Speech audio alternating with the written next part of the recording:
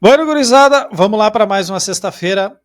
Hoje, 20 de 6 de 2025. Vamos para a parte de número 37. Hoje nós vamos tratar sobre a parábola das 10 virgens. Mas antes disso, tu que está vendo pelo YouTube na nossa gravação, seja do Teo Escritura ou do meu canal, curta, compartilha, comenta, inscreva-se no canal, ative o sininho para receber as notificações, porque quase que diariamente nós trazemos conteúdo aqui para o meu canal, principalmente. Dito isso, vamos para a nossa chamada, tá? Vou pela ordem que aparece aqui na minha telinha. Vocês podem depois acompanhar também no canal do YouTube. Kalil, o senhor autoriza a exposição da sua imagem e da sua voz, oriunda de Yeshuralem? Isso, da tribo de Yahudá, Amém. sim. Tá, muito obrigado. Daniel, literalmente da Angola, autoriza a exposição da tua imagem e da tua voz? Sim, autorizo. Ok. O nosso pai apóstolo... O apóstolo autoriza. Alisson, o senhor autoriza a exposição da tua imagem e da tua voz? Claro. Ok, obrigado. Janaíra, a senhora autoriza a exposição da sua imagem e da sua voz? É Janaira. Perdão, eu sempre erro. Sim, senhor, autorizo. Ok, muito obrigado. Sabrina, a senhora autoriza a exposição da sua imagem e da sua voz? Eu disse sim. Ah, tá. Tá bom, muito obrigado. Irmã Valéria, autoriza a exposição da imagem e da voz? Autorizo. Ok, muito obrigado. Página de número 231, tá? Nós vamos tratar a parte 37, a parábola das 10 virgens. Igor, você não poderia orar para nós aí, para nós começarmos o nosso estudo? Vou orar. Querido Deus, amado Pai, nós te damos graças, Senhor, por mais uma noite. Te agradecemos pela tua graça, Senhor, pela tua mão que nos sustentou até aqui, a nós e a nossa família. Queremos te pedir uma bênção agora especial para esse momento agora que estamos em comunhão, aprendendo da tua verdade, da tua palavra, que a tua palavra é a que santifica, é a que mostra o caminho da salvação, a que mostra o caminho, Pai, de todas as coisas, dos fins dos tempos. E precisamos entender, Pai, não tem nada de secundário na Bíblia, temos que aprender de tudo que está escrito nela, porque o Senhor deixou para nós, para nos abençoar, para nos levar ao caminho da salvação. Muito obrigado, abençoa nosso preletor, nosso professor essa noite, que ele possa ser boca de Deus nessa hora e que possamos ser abençoados. Abra nossa mente para que possamos entender a tua palavra. É isso que eu te peço, te agradeço, em nome de Jesus. Amém. Amém. Vamos lá. Parte número 37, a parábola das 10 virgens, página 231 do livro Jesus e o Fim dos Tempos, do Dr. Thomas Ice. Vamos à leitura do texto de Mateus 25, do versículo 1 até o versículo 13, de forma ininterrupta. Então, o reino dos céus será semelhante a 10 virgens que, tomando as suas lâmpadas, saíram a encontrar-se com o noivo. 5 dentre elas eram nécias e 5 prudentes. As nécias, ao tomarem as suas lâmpadas, não levaram azeite consigo. No entanto, as prudentes, além das lâmpadas, levaram azeite nas vasilhas. E, tardando o noivo, foram tomadas de sono e adormeceram. Mas à meia-noite ouviu-se um grito: eis o noivo, saia a seu encontro. Então se levantaram todas aquelas virgens e prepararam as suas lâmpadas. As nécias disseram às prudentes: dai-nos do nosso ou do vosso azeite, porque as lâmpadas estão se apagando. Mas as prudentes responderam: não, para que não nos falte a nós e a vós outras.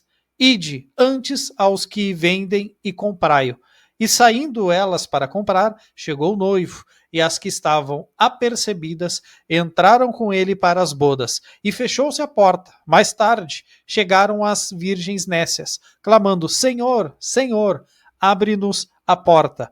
Mas ele respondeu: em verdade vos digo que não vos conheço. Vigiai, pois, porque não sabeis nem o dia e nem a hora. Mateus 25, do versículo 1 até o versículo 13, a parábola das 10 virgens. Vamos à leitura do doutor Thomas Ice aqui no livro. Ufa! Estamos dando tchau para o capítulo 24 de Mateus, dizendo olá para o capítulo 25. Há muitos aspectos que precisam ser tratados à medida que adentramos no capítulo 25. Aspectos que influenciarão o modo pelo qual devemos entender a intenção de Cristo nesta passagem. Se não compreendermos esses aspectos, certamente interpretaremos a passagem de uma forma equivocada, a menos que sejamos ilógicos no processo. Um dos primeiros aspectos a ser reconhecido é o de que as parábolas e os ensinamentos de Jesus em Mateus 25 são uma continuidade do fluxo de um pensamento do capítulo anterior. Jesus ainda não tinha mudado de marcha para começar a exposição de um assunto totalmente novo quando introduziu essa sessão. Isso significa que as parábolas dizem respeito a Israel e não à igreja. A rejeição de Jesus como Messias por parte da nação no primeiro século. Além do mais, a vinda aqui referida diz respeito à segunda vinda de Cristo e ao julgamento que ocorrerá depois da sua volta. Stanley Toassan explica o seguinte: tanto essa parábola quanto as que vêm em seguida tratam dos judeus no período da grande tribulação. Isso se comprova por vários fatores. O contexto apoia esse ponto de vista. Por exemplo, Mateus 24, versículo 3, versículo 8, versículo 14, versículo 30, 31, 33, 42, 47 e 51. O assunto em discussão considera o final dos tempos, os últimos dias antes do estabelecimento do reino, conforme a gente já trabalhou aqui, gente, inúmeras vezes no estudo. Nesse tempo, a igreja não estará mais na terra. Portanto, essa seção de Mateus versa sobre o período de tempo essencialmente judaico. O capítulo 25 realça o fato de que o povo judeu não compreendeu a primeira vinda do Messias por sua incredulidade e foi temporariamente condenado no ano 70 depois de Cristo. Então, os judeus precisam se preparar para a volta de Jesus a fim de que se livrem do juízo e desfrutem da bênção, ou seja, o reino milenar de Cristo. O Dr. J. Dwight Pentecost declara o seguinte, vamos abrir aspas para o Pentecost.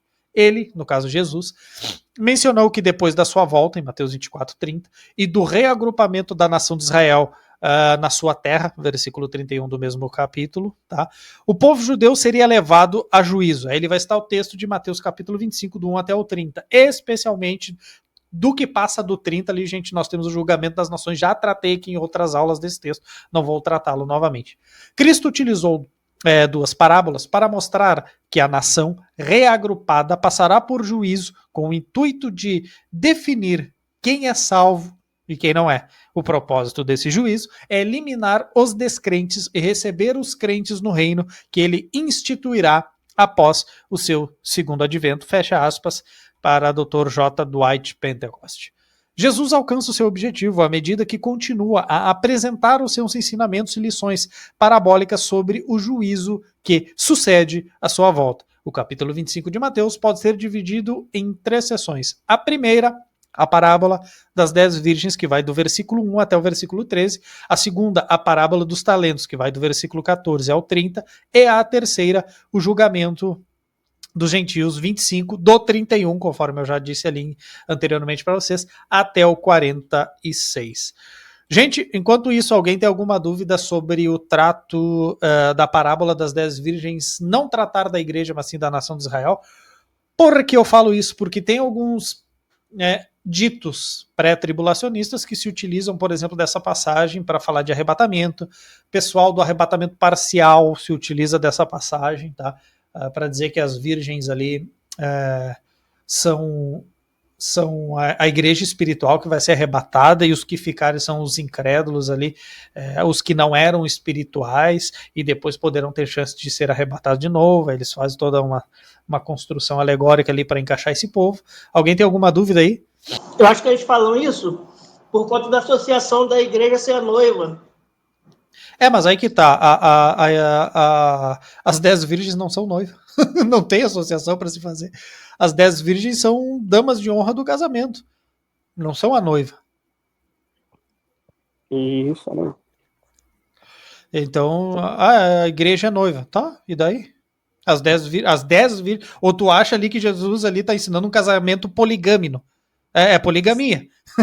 As virgens são pro noivo, é isso aí mesmo. Não, é forçar o texto mesmo, mas é só assim, tô tentando pensar como eles pensam. Mas se eles pensam assim dessa forma, pelo amor de Deus, não tem condições. A parábola, gente.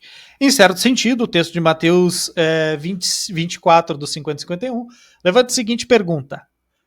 Por que critério Israel será julgado? A resposta encontrada em Mateus 25, do 1 ao 13, é a prontidão.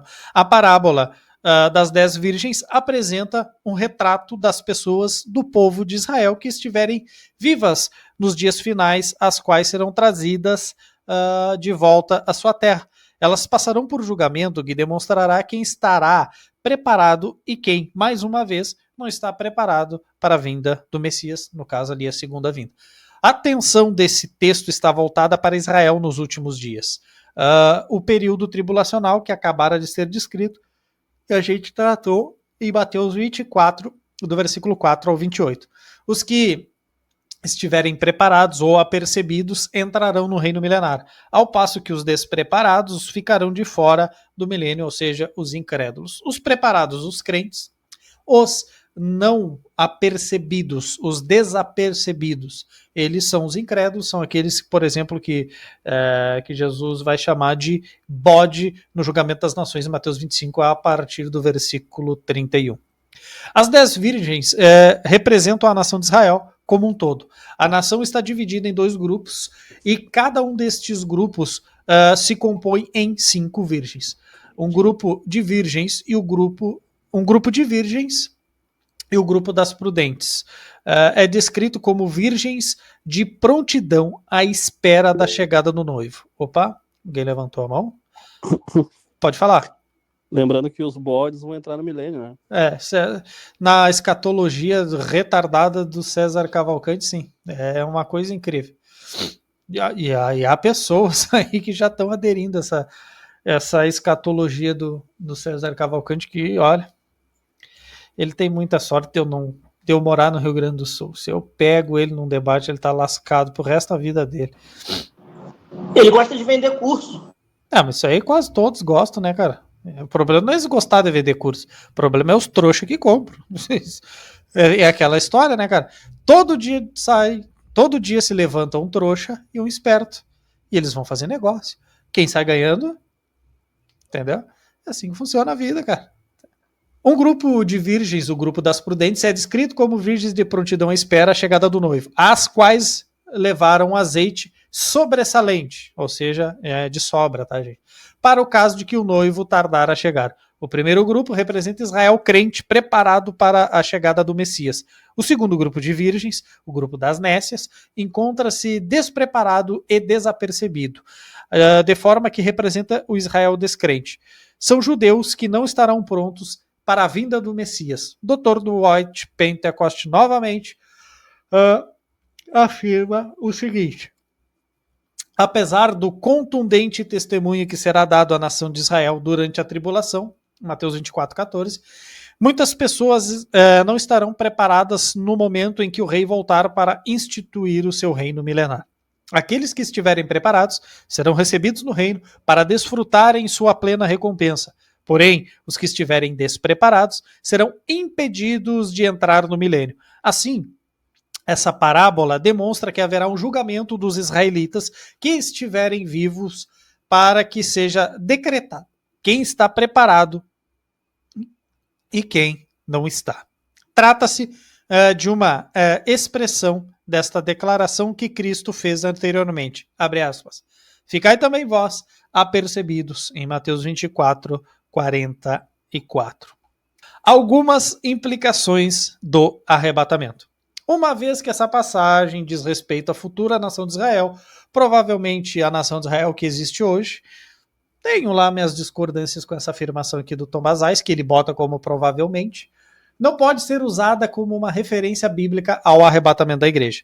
Isso implica que a parábola das 10 virgens não dá apoio a uma concepção de arrebatamento parcial, apesar de usarem esta e outras passagens como base para tal ponto de vista. Ele vai listar as passagens. Mateus 24, do 40 ao 41, Marcos 13, do 33 ao 37, Lucas 20, 34, 36, depois Lucas 21, 36, Filipenses 3, do 10 ao 12, 1 Tessalonicenses 5, 6, 2 Timóteo 4, 8, Tito 2, 13, Hebreus 9, 24 a 28, Apocalipse 3, do versículo 3 ao 10, e Apocalipse 12, do 1 ao 6.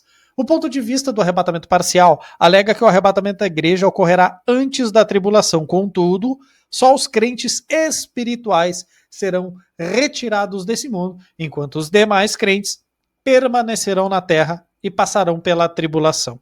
Os defensores dessa concepção ainda acreditam que vários arrebatamentos acontecerão ao longo do período de 7 anos.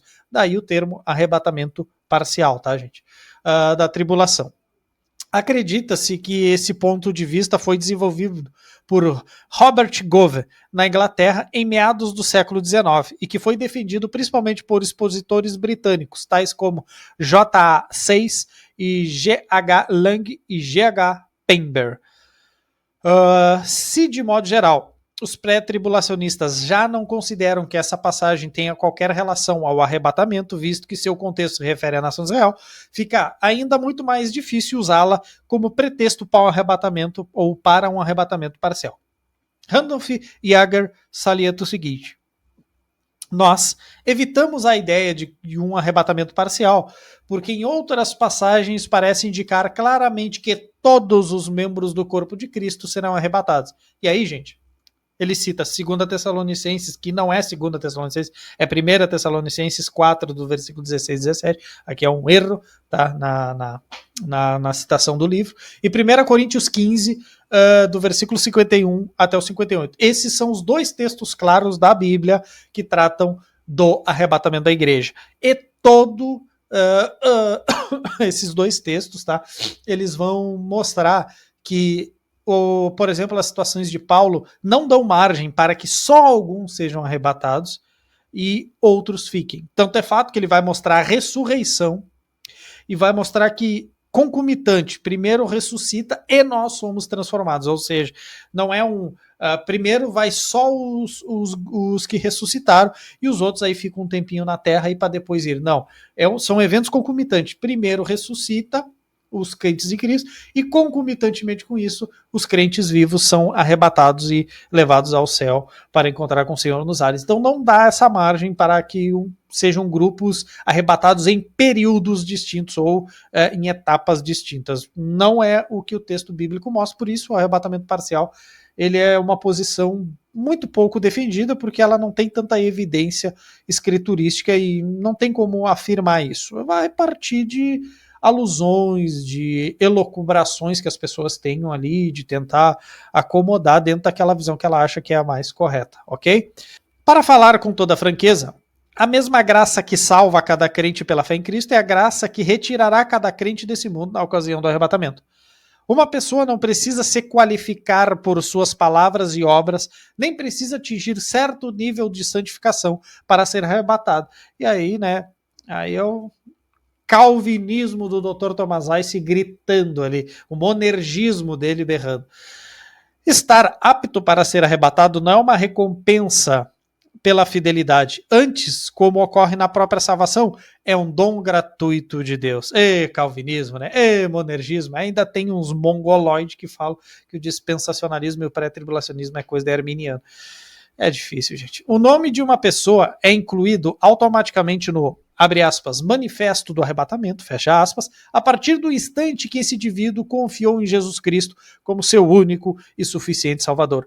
Mesmo que um crente em Cristo não acredite no arrebatamento pré-tribulacionista, assim será levado por Jesus quando se der o arrebatamento. E se de fato for, né, um crente em Jesus. Tenho certeza que alguns crentes ficarão surpresos ao serem arrebatados e que outros crentes, apesar de se queixarem e espernearem naquele momento, serão levados ao encontro do Senhor nos ares. Aqui foi uma ironia e eu gostei dela. Os defensores da... Opa! O Thomas Ice fala com tanta certeza do arrebatamento, eu acho que se um aliancista ler isso, ele fica bravo. Todo. Eu vou abrir um espaço aqui para falar isso porque é necessário. Só não tem certeza em escatologia quem está do lado da escatologia errada. Só é teólogo da boa vizinhança e passa pano no que tange a escatologia só quem está errado. Tu já viu alguém do lado do dispensacionalismo revisado, que é pré-tribulacionista e pré-milenista, titubear e dizer assim, olha, talvez nós estejamos errados nessa concepção, não dá para desconsiderar as outras concepções. Já viu isso? Já viu Charles Hyde fazer isso? Já viu Thomas Ice? Já viu Michael Vlach? Já viu, vamos lá, Andrew Woods, que escreveu O Reino Vindouro. Já viu? Não, mas já vi aliancista falar assim, mas pode ser que seja isso, pode não ser também. Sim, por quê? Porque eles, no fundo, eles sabem que estão errados. Eu tenho certeza absoluta daquilo que eu creio. Eu mato e morro pela minha crença. Eu tenho certeza absoluta. Como o sol do meio-dia de 45 graus aqui no Rio Grande do Sul. Então, só tem dúvida, só quer pagar de fofinho quem não tem certeza, ou quem já sabe mais ou menos que está errado, não pode largar o osso. Aí por N situações, ou porque tem um cargo, ou porque tem um salário, enfim, a gente sabe muito bem como é que funciona esse meio religioso brasileiro. A gente sabe que é uma podridão, tão quanto é o nosso sistema político. Os defensores do arrebatamento parcial afirmam que essa parábola retrata aquela parte da igreja que estará vigilante na expectativa da volta do Senhor, tal como as 5 virgens prudentes que tinham azeite para suas lâmpadas, e retrata também a igreja carnal que é deixada para trás. Olha, os pré-tribulacionistas são os acusados de deixados para trás, sendo que, na verdade, quem vai dar essa concepção, além dos pós-tribulacionistas, é o pessoal do arrebatamento parcial. A semelhança das 5 virgens nécias. Dessa forma, aqueles que adotam uma concepção do arrebatamento parcial acreditam que essa parábola apoia a sua teoria. Para início de conversa, existem 3 problemas principais em se aplicar essa parábola à igreja. Uma vez que a intenção do texto está relacionada com o povo de Israel, né, a primeira. Além disso, as figuras empregadas na parábola não se enquadram aquilo que alguém poderia chamar de doutrina do arrebatamento parcial, se é que existe um conceito como esse no texto. As figuras de linguagem apresentadas na parábola das 10 virgens não são compatíveis com aquelas figuras que outras passagens do Novo Testamento utilizam para descrever a igreja. John Walvoord comenta que a própria passagem não usa nenhum termo característico que diz respeito à igreja, tais como noiva, corpo ou ainda expressões em Cristo, né, para mostrar que faz parte da igreja, está conectada à noiva. Ao invés de serem as próprias noivas, percebe-se que as 10 virgens não passam de damas de honra que participam de um casamento. Se a parábola de alguma forma retratasse a igreja, as 10 virgens teriam que ser descritas como as noivas à espera do seu noivo, que no caso seria Cristo. Mas não é isso que se constata na passagem. Mais adiante em seu livro, o Dr. John Walvoord explica o seguinte, abre aspas para John Walvoord. Se a vigilância fosse requisito necessário para ser digno do arrebatamento, como os defensores do arrebatamento parcial tipicamente argumentam, nenhuma das 10 virgens estaria qualificada, pois foram, abre aspas, tomadas de sono e adormeceram. Logo, a ordem vigiai, registrada no versículo 13, tem um significado específico de estar preparado com azeite, ou seja, genuinamente regenerado em Cristo e habitado pelo Espírito Santo, o que não significa apresentar uma espiritualidade surpreendente. O ensinamento claro é de que vigiar não é o suficiente. Essa passagem serviria para refutar a concepção do arrebatamento parcial, não para comprovar tal ponto de vista. Somente pelo poder e pela presença do Espírito Santo, alguém está qualificado para entrar na festa do casamento. Porém, todas as virgens prudentes entraram na festa. Fecha aspas para John Walvoord e terminamos o nosso estudo aqui de hoje. Tu que ficou até agora conosco no YouTube, curta, compartilha, comenta, inscreva-se no canal, ative o sininho para receber as notificações, porque quase todos os dias nós trazemos conteúdos relevantes aqui para vocês. E agora o momento mais esperado da noite, né, que é a nossa resenha para quem está ao vivo aqui conosco, e quem não está ao vivo perde a resenha. Valeu, gurizada, um abraço, fui!